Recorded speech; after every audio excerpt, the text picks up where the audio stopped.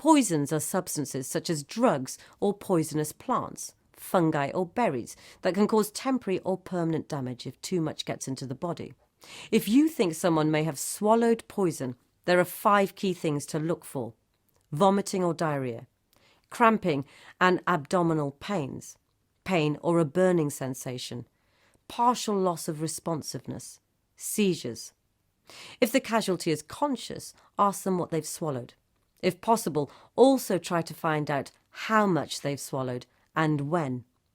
Look for clues such as empty containers or poisonous berries or plants in the area.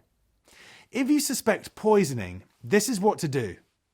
Call the emergency services. Tell them as much information as you can about the type of poison that has been or might have been swallowed.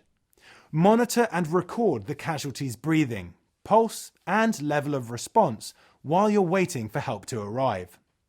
If they become unresponsive, follow the steps in the primary survey from the point of checking their airway. Never try to make the person vomit, as this could block their airway or it could damage their throat on the way back up, especially if it's a corrosive substance.